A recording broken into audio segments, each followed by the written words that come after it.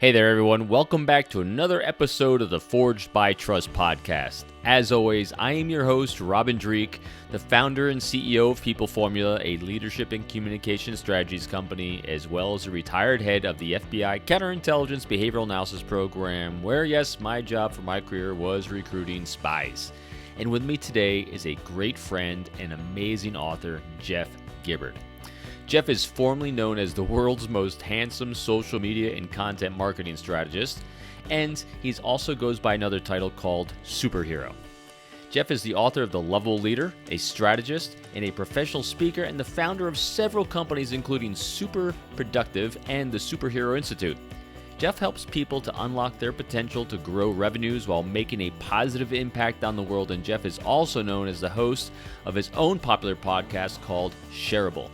We cover a lot of resources today, including Jeff's amazing book, The Lovable Leader, but we're also going to talk about validating people like a superhero, the 3 pillars of lovable leadership, how to stay optimistic, and really great news about how to walk into a room. But before we begin, please let me take a few minutes to share how you can support the show.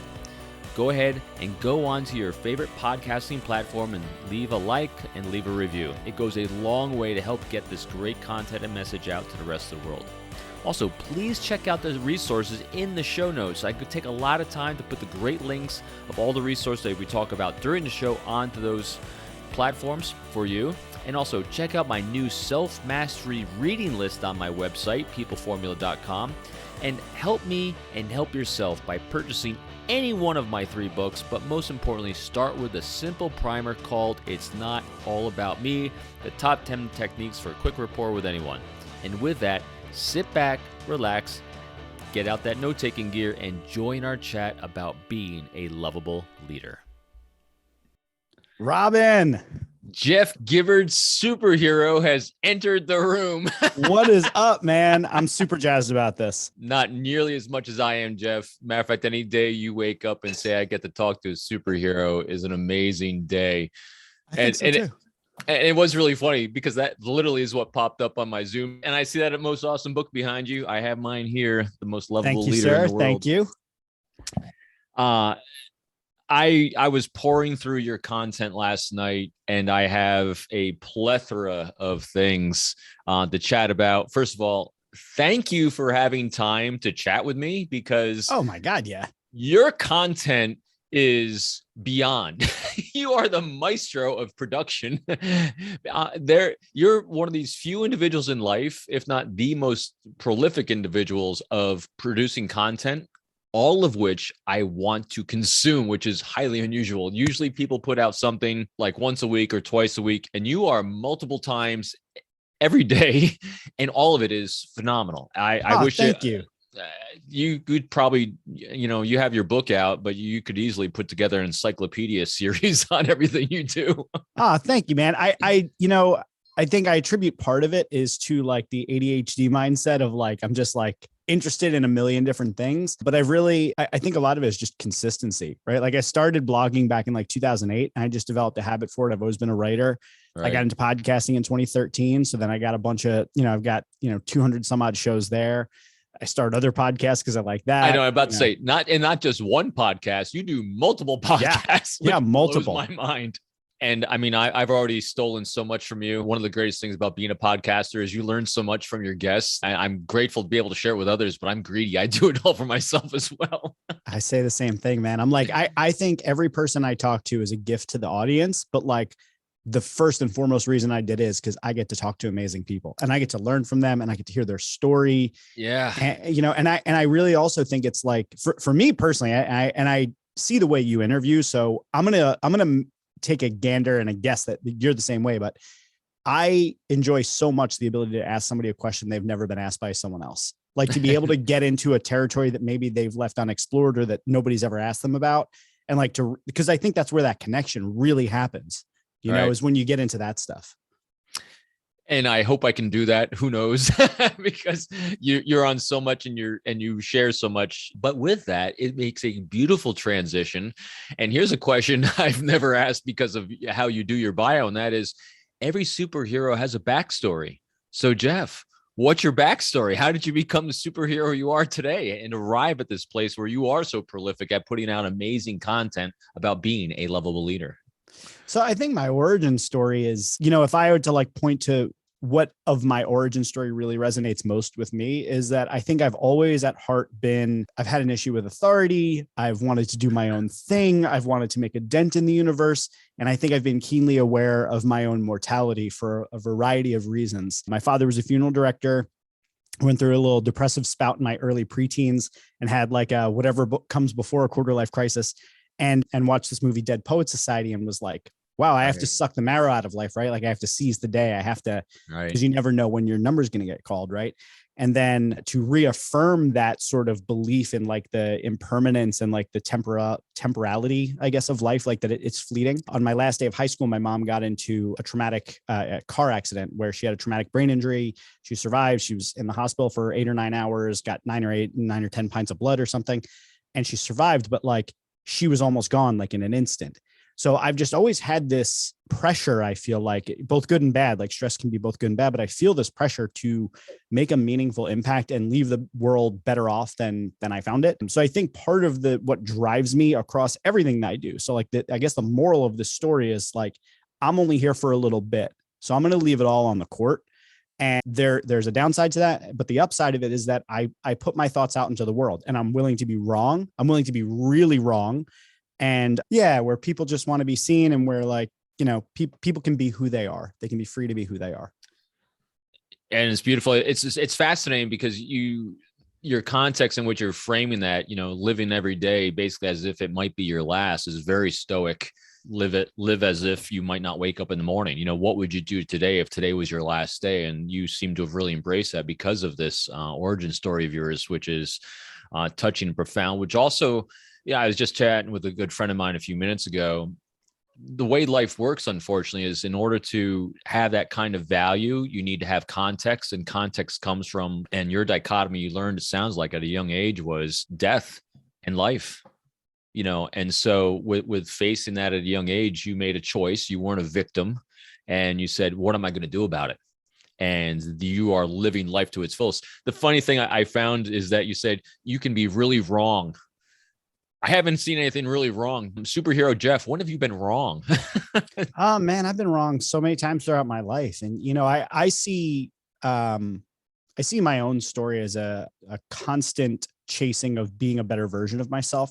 So every project I've ever done, I look back and I think how it could have been better. But even more importantly than that, I think about who I was before I knew more about the world, more I thought about other people. There were definitely times from my past where I was far too sexist for my own comfort, far too racist for my own comfort, just ignorant to the world around me and a product of the world that we grew up in, internalizing certain values, ways of seeing the world. And it's not until you actually listen to other people, read, learn about the world around you in a more holistic way that you can see the error of those ways and the ways that you showed up then. So I think about ways that I showed up all throughout my 20s, all throughout my 30s. And even I'm only 41 now, but even like in the past couple of years, I have things I can look back on and say, okay, learn from that. How do you become a better version of yourself? Any time where you cause harm to another person is an opportunity to learn and grow how to not do that again. Yeah. Not causing that harm to someone else. And when you do, the pain it inflicts on yourself is immense. And yeah. I share that boat with you, being this extremely horrendous extrovert that is me-centered. When you inflict pain on others, it destroys you internally. Yeah. And it becomes your life goal of never doing that again. And inevitably you do. Do you sometimes people can point to a moment or two or a bunch that resonated strongly with them that kind of made them open like that to realize, I don't have the full picture here. I think there's something I'm missing, or it's just kind of a trickle event, throughout life. Do you have any one or two moments when you're like, oh man, I really was looking at this individual in a very boxed way with, anything like that you can think of that caused that I can give moment? a couple that kind of I think triangulate to give you the picture of it. I think the one is that I remember at an early age growing up and having moments where I was bullied, where I felt I felt different, I felt scared, all of the things that you feel like when you're in a bullied situation. And I didn't like the way that I felt there, right? So there was the feeling of fear from others, that other people could harm me in some way or another. And then during that phase where I was kind of going through like that, young teenage angst thing. I had my own issues with myself. I was short, I was overweight, I had whatever these things were. So I had my own critique and self-perception of myself where I'm beating myself up.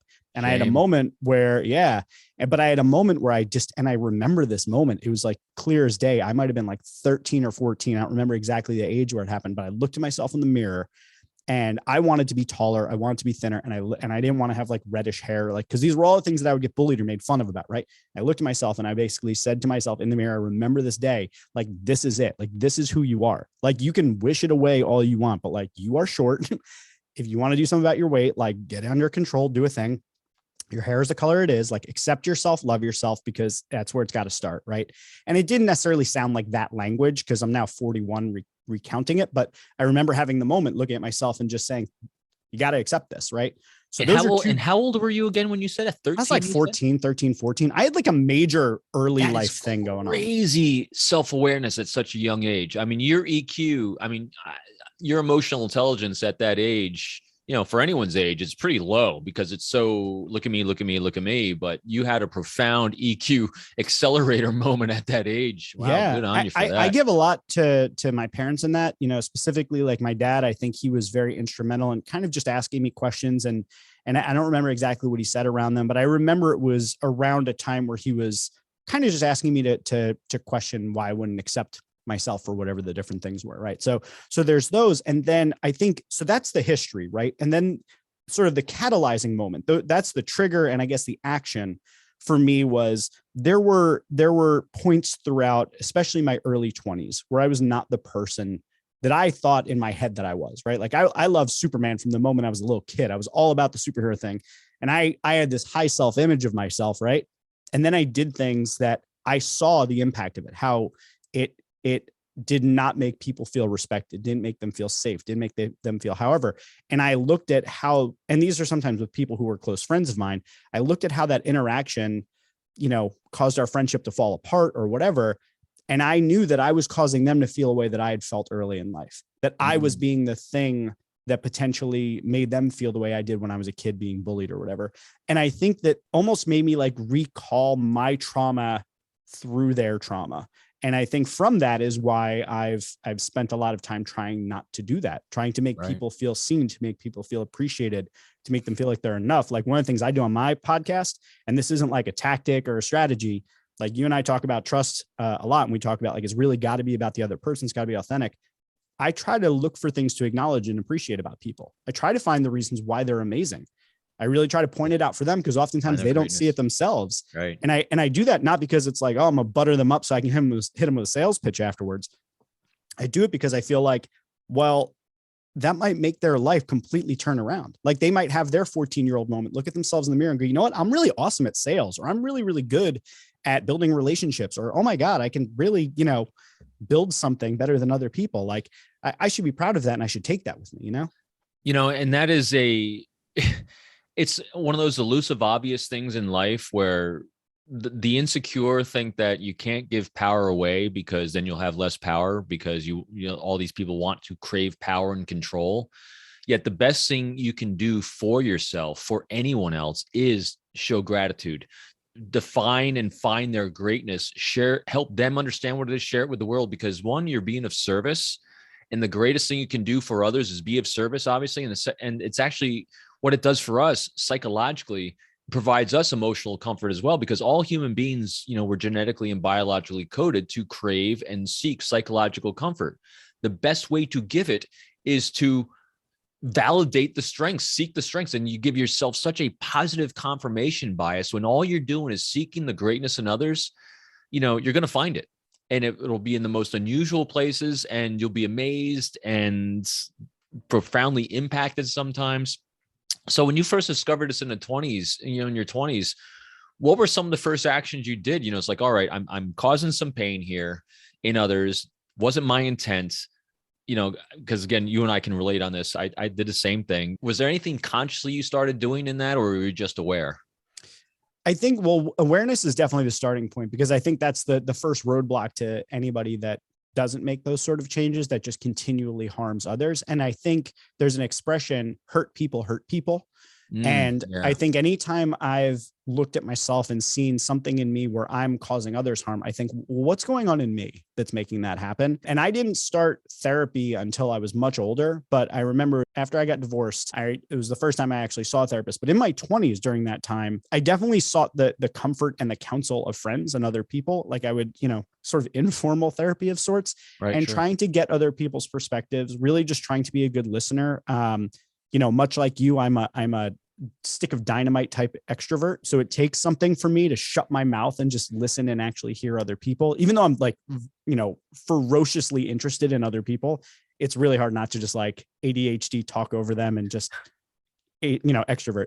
But I tried listening a lot. And then I think the other thing that I've really retreated to, I say retreated to, but I feel like I've turned to as an asset, but I've also I say retreated purposefully because I find a lot of comfort and safety in going and working on myself by learning. So on my various different profiles, like Myers-Briggs and DISC and Enneagram, like my desire for self-improvement is like at the top of the chart.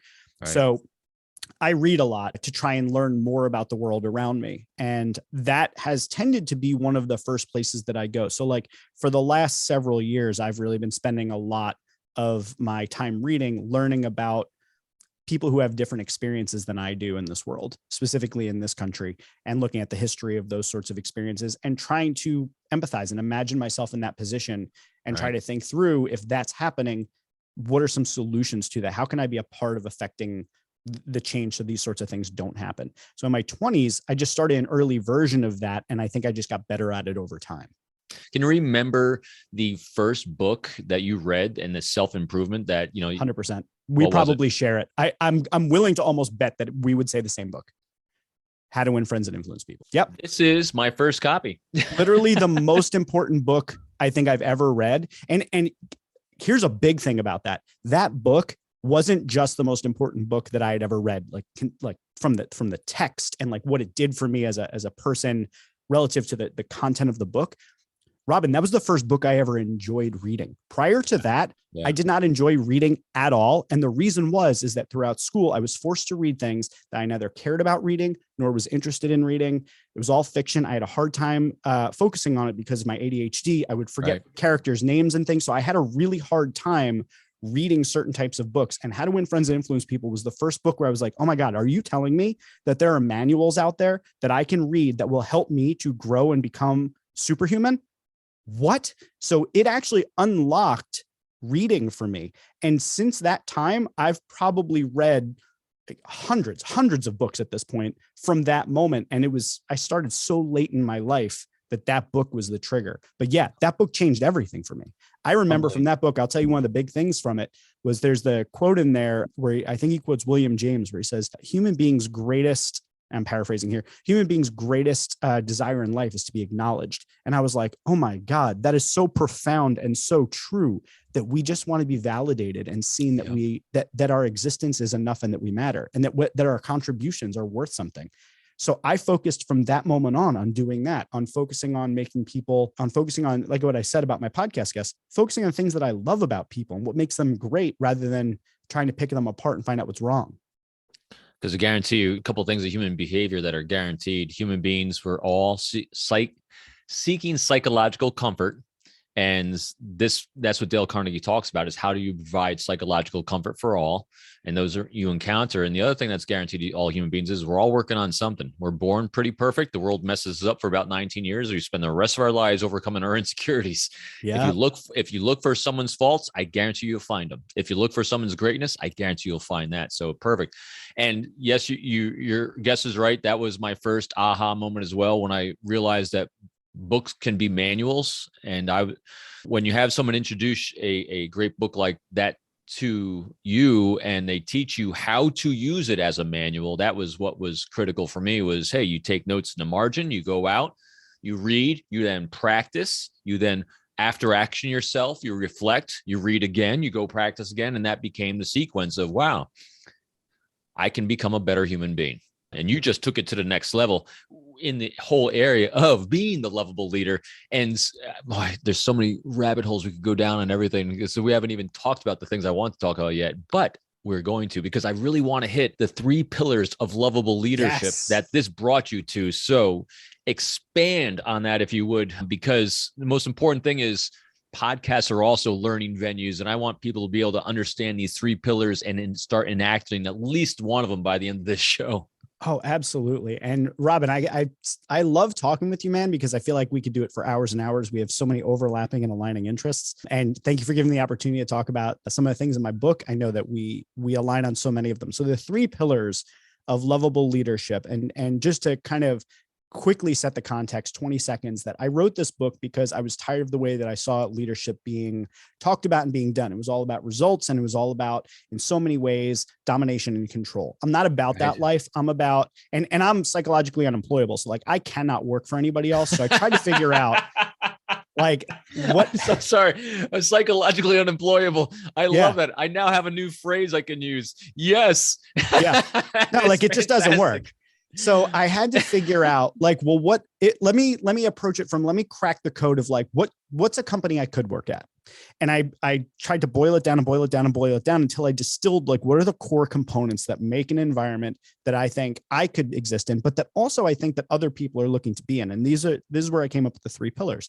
So 3 pillars are care, trust, and safe travels. And I'm going to explain them all briefly. So care is about care for the people that are, on your team, care for each other. It's also about care for the work and the integrity of the things that you're doing together. So care is, I think, the foundational, is the fertile soil in which everything else grows.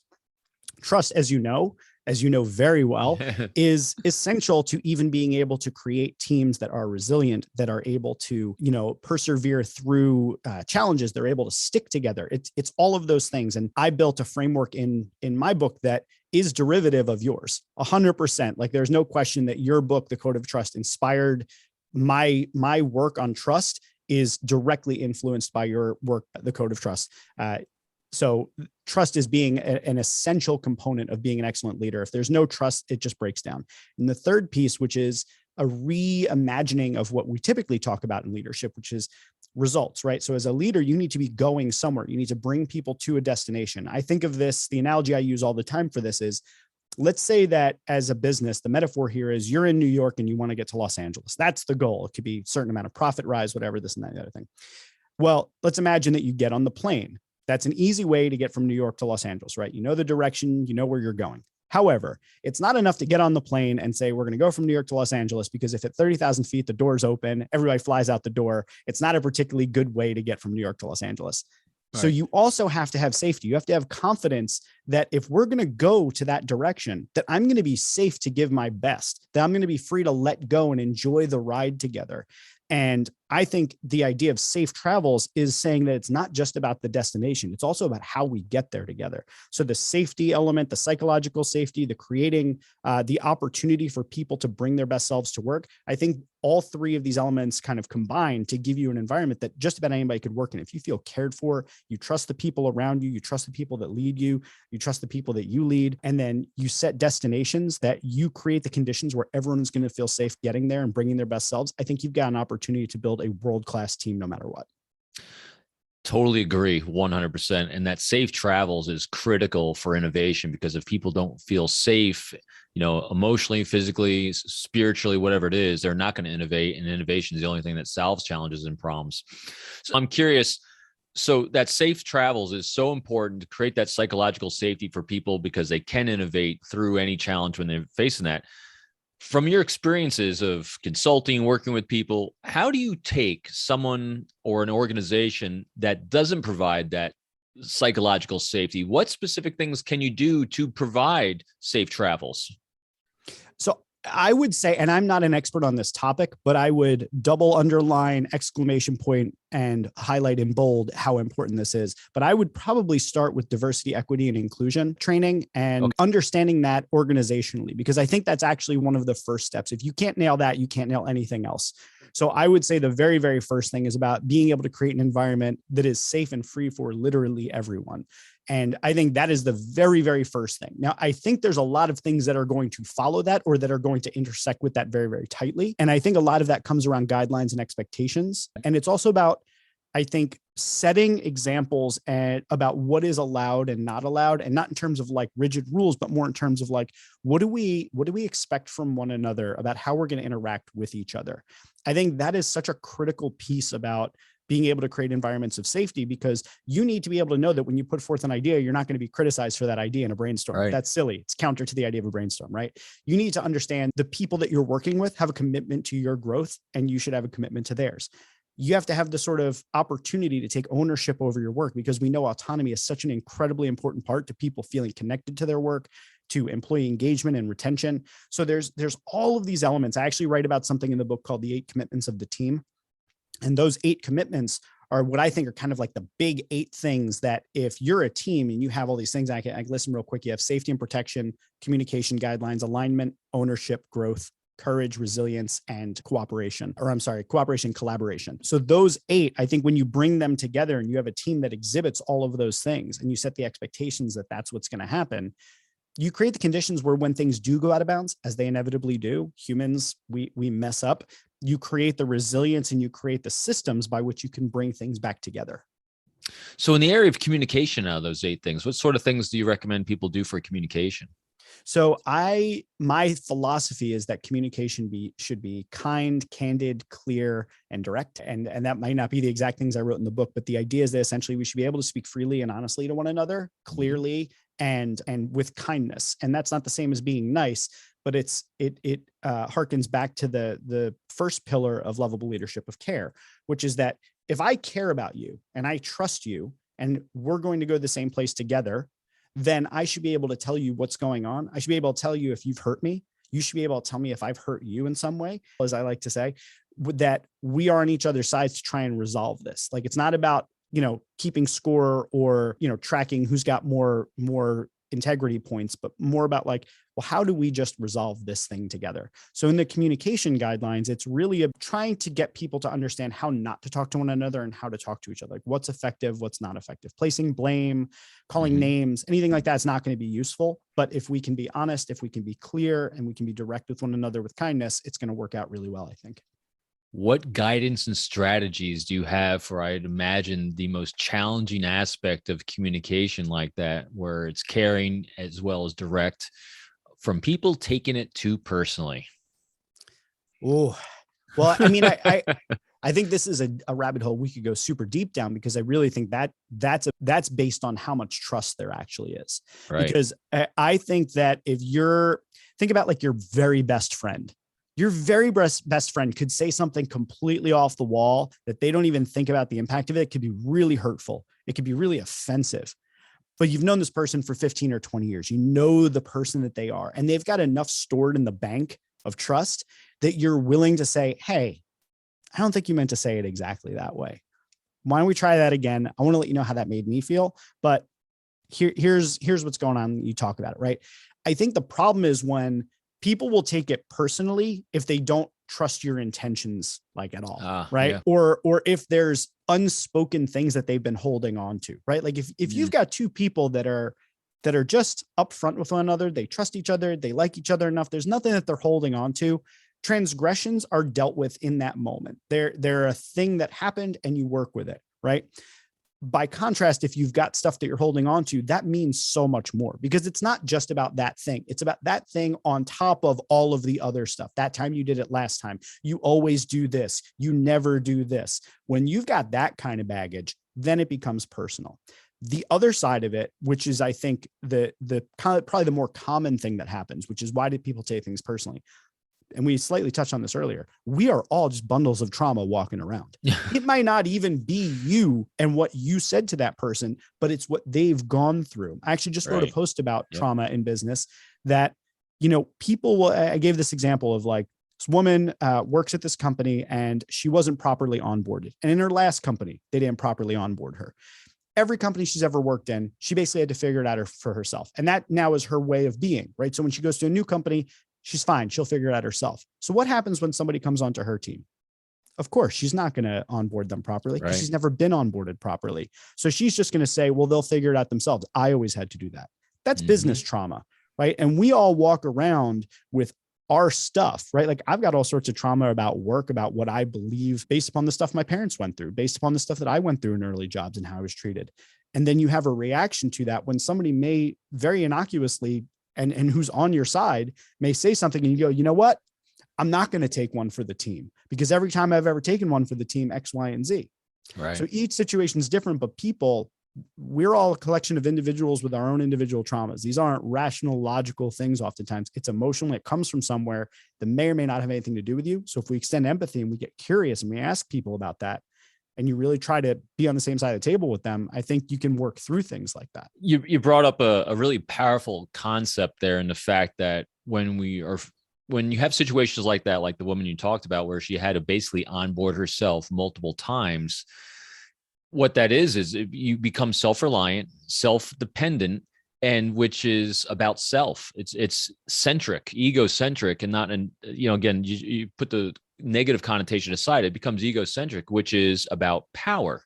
And as vice, conversely, which is leadership, which is about others. And so you, especially, you growing up, when you face trauma, when you face challenges, when you face bullying, and you don't have a support network, and it all comes down to self-reliance, and you're an extrovert, so you got popularity bleeding into these things. It keeps reinforcing self.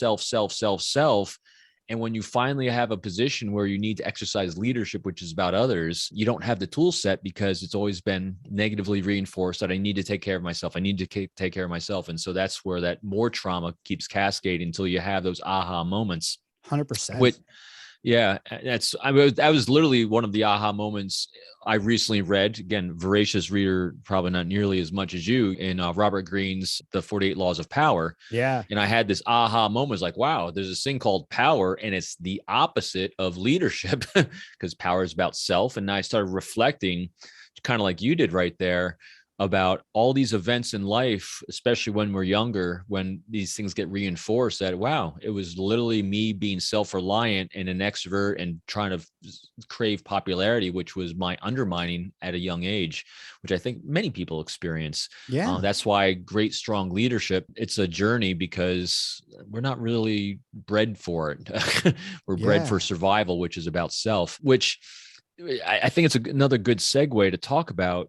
How do we create then, as you talk about, I love the phraseology, how do we create these really important moments that kind of set the stage for us to move forward in life? That's a tough one, because that's a big question you just offered there. One thing, any rabbit hole you want, pick one. Yeah, man. I would say one thing that occurred to me is, kind of tying those two, like what we were just talking about to what you are talking about now about, how do you look for those moments? I think there's an awareness that I think comes from the question, either what is this person protecting themselves from, or what am I protecting myself from? Right. We as humans are looking for that psychological comfort. We're looking for safety. We're looking for security, try to avoid pain. We try to run towards pleasure whenever possible. So what am I protecting myself from right now? Who am I protecting? Am I protecting myself? Am I protecting my team?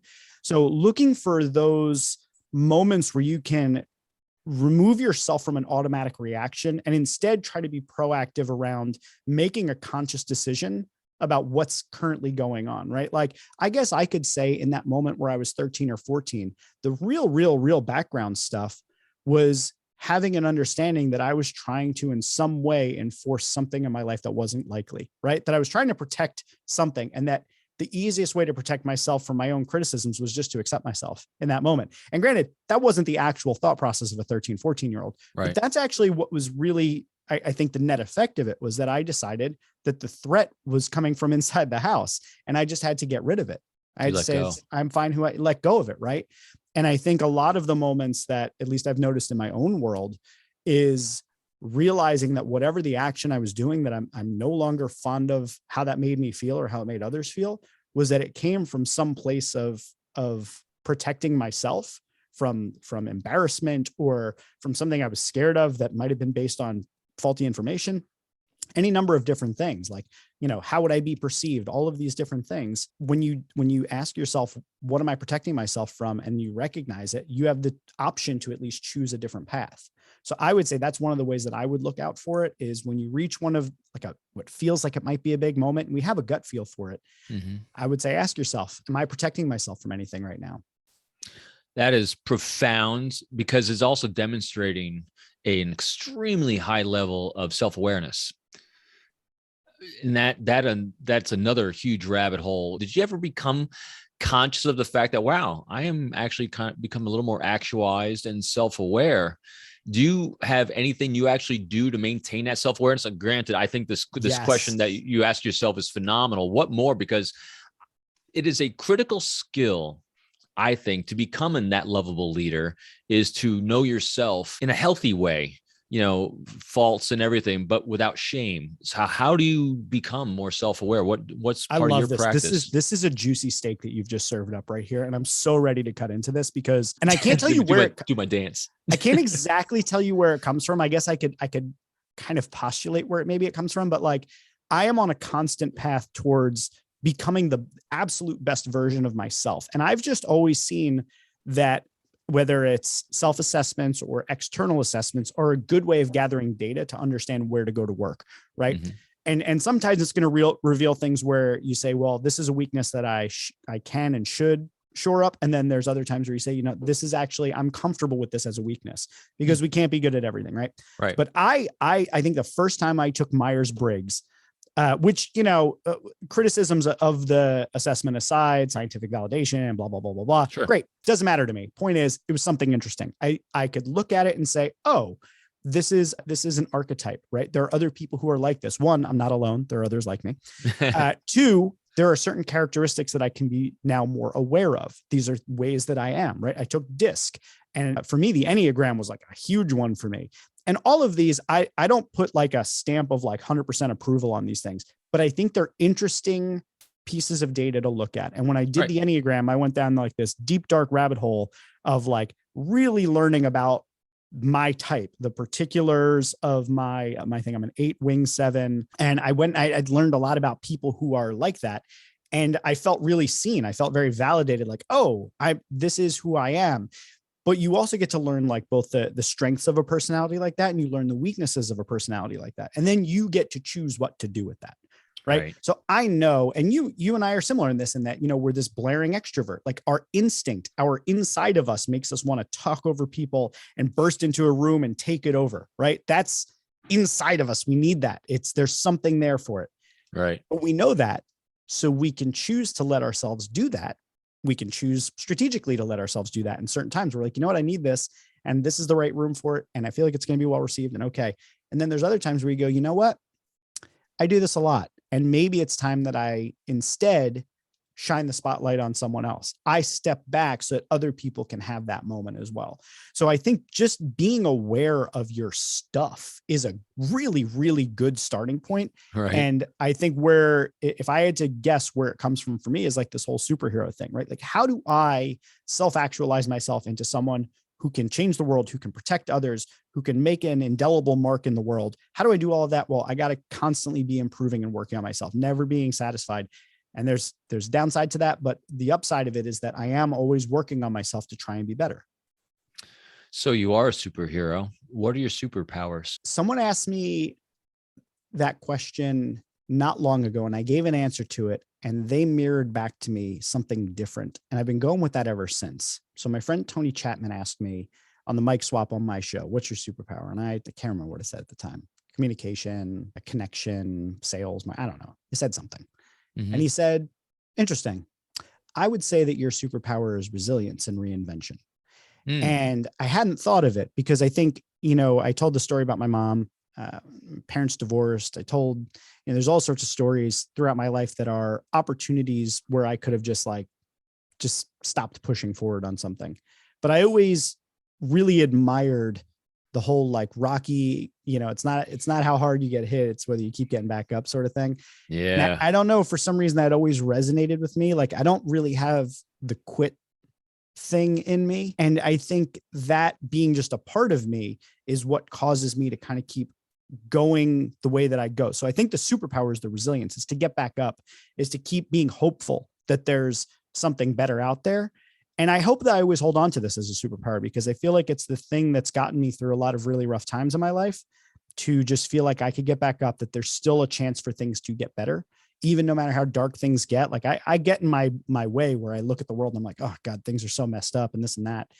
But I always try to pull myself back out of that and remain hopeful that things can be better. And I think the resilience is the one piece. And I think related to that, as my friend Tony said, is the reinvention. You can't just get back up and keep trying to do the same thing that got you knocked down in the first place. You have to rethink where you're going. Right now, my title is superhero, and I wrote a book on leadership. But like, if you talked to me 8 years ago, I was the guy everybody knew as the social media guy. My headline at the time was the world's most handsome social media and content marketing. I saw that. Yeah. Good branding. But that was my thing. That was what I was into. And I got to a point where I was no longer into that. I didn't like what social media was doing to society. And I said, you know what? I got to reinvent what I'm doing. I got to figure out what was it that got me jazzed in the first place. Let me see if I can find something else that does that. And I think that's probably what my superpower is the ability to keep getting back up. And when I get back up, decide if I need to reinvent myself to keep moving forward. I'm going to add one thing to your superpower that I see overarching all these things, and that is optimism. I see you as eternally optimistic, because none of these things can be affected unless you maintain a optimistic viewpoint of the world. And it's not rose-colored glasses, because I think you come across very pragmatic and realistic, even though you are a superhero. But this eternal optimism keeps that ball rolling forward, because if you just thought, if you had despair, everything else would fall apart.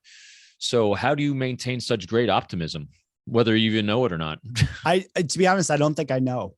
I don't know if I know how I can keep looking for the bright side of things, except if I like really, really dig into it and try to think of it, is that I don't think that I could live with the alternative.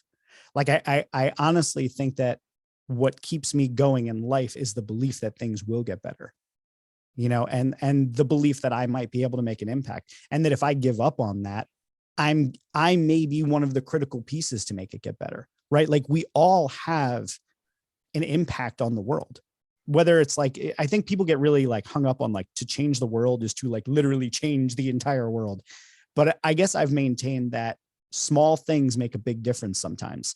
Absolutely. And I feel like my presence, even if it's just that I make the people around me feel validated, and maybe I empower someone to do something extraordinary by way of them interacting with me, that contribution alone, I feel like I'm contributing towards making the world a better place. And if I don't do that, if I don't keep trying to bring brightness and positivity and optimism into the world, if I don't keep treating people the way that I want to treat people, make them feel validated and seen, then I'm relinquishing my say, my vote in the type of world that we want. And I think that's irresponsible. So I think that's probably where it comes from for me, is like, I feel a profound sense of responsibility to be optimistic in the midst of all of this, because otherwise I'm just letting it happen. So kind of exploring that one little nugget further, I'm curious.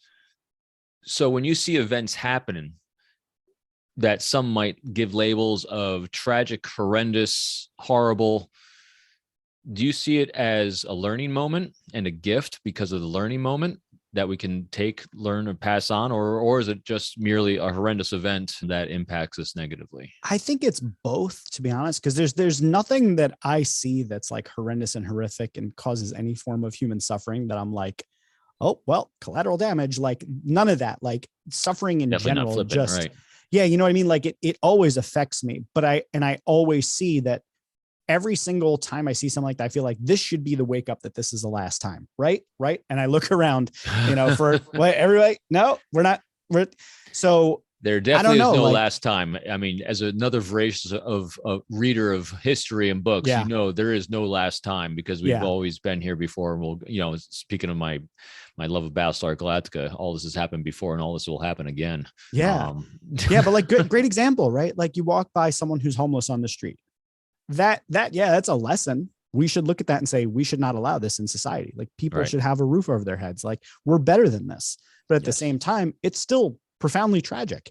And that goes for anything, whether it's war, whether it's famine, whether, whatever it is in the world, even if it's just like you have an awful experience at work and two people fight about something, like that's a lesson, but it also could be at the same time tragic for the person who's dealing with whatever trauma they may take from that. Right. Big believer. And you can't change the world, but you can make a difference one person at a time. Yeah. And that's if 100%. everyone just made a difference, one person at a time, it makes a profound difference. And you know what? I talk about that stuff a lot. And I feel like people roll their eyes at the idea that you can make a difference one person at a time. People like really, they think like, oh, that's so Pollyanna. That's so like new age. No, it's just straight math as you've demonstrated there. You know what I mean? Like you literally, he ran the numbers. Everybody was, And it could, and the other thing that's crazy to me is that it could happen instantly. Like we could literally decide tomorrow that we're just going to change, because it's all made up, everything. We're making it all up as we go along. And I just think, if we made it up and we decided that the North Star that we're going towards together is a better world where we treat each other with kindness and compassion and all of that, like, I think we'd just have a better world. And we can go super far down that, but yeah, absolutely. I think it's a great segue to a final question, because as we said, I could go forever talking to you. And a matter of fact, just talk about that whole change in the world thing. Types of reading I love to do is the self-awareness stuff. So I read Eckhart Tolle as well. And his last book I read, A New Earth, talks about just that, with their own personal mindset and making those differences one person at a time, of living in the now, living in the present, and taking care of others with the kindness. It does make a huge impact. And even, individuals like you that do this great work with C-suite executives and all the people that think the type A's or organizations that are full of bureaucracy can't do that. Yeah, I can. One person at a time. It's not that hard. So, and the final thing I wanted to ask you, because I was intrigued by it, and that is, I think it kind of wraps all these things together, that whole first impression. So with all this packaging you do, with this self-awareness, how do you walk into a room? Oh, man.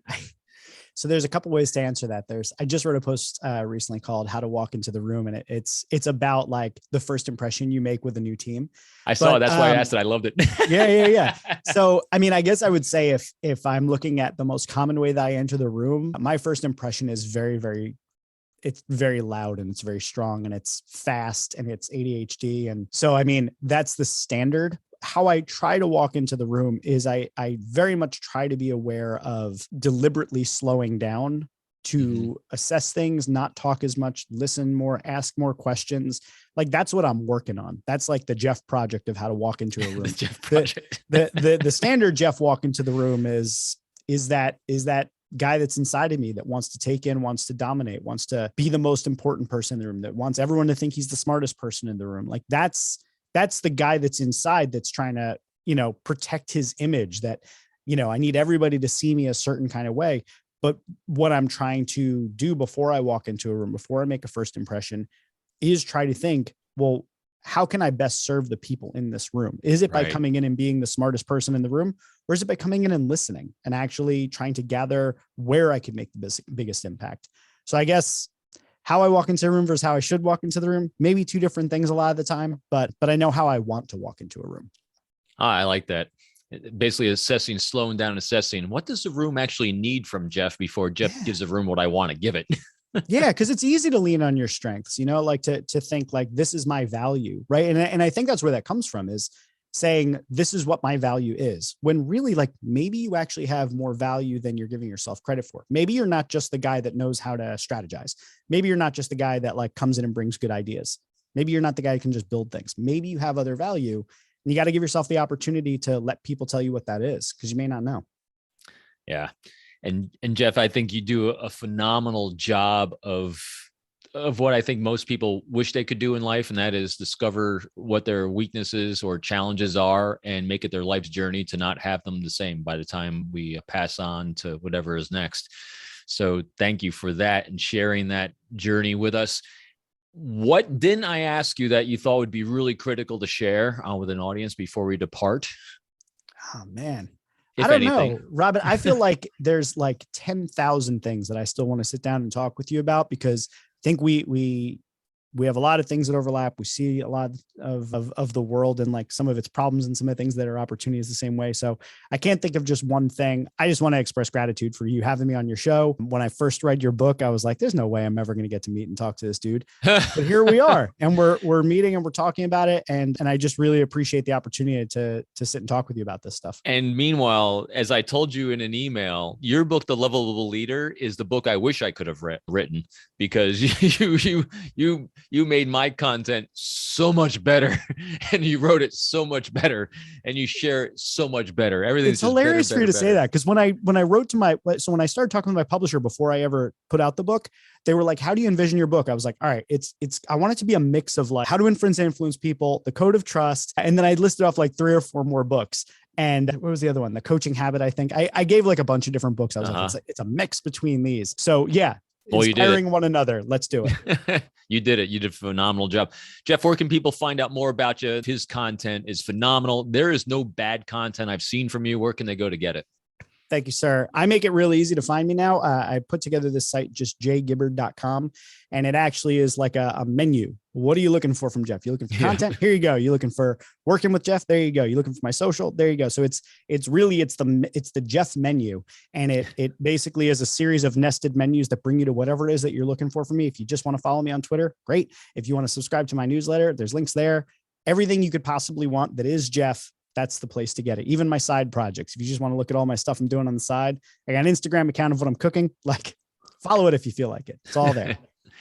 Jeff, I can't thank you enough for sharing your time. You are exceptionally busy. I still have no idea how you put out so much content, and being able to carve out a little bit of time with me, this audience, my audience we're just grateful, extremely grateful. Hopefully everyone's got some new tools to walk away from. I know I do.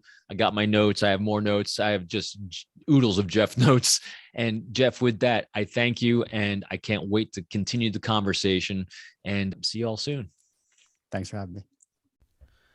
Thank you for tuning in to another episode of Forged by Trust. If you enjoyed the show, took away a few new tools, I hope you will leave a great review of the show to show your support. If you are interested in more information about how to forge your own trust building strategies, please visit my website at www.peopleformula.com. You can also follow me on my social media sites included in the show notes. I'm looking forward to sharing my next Forged by Trust episode with you soon.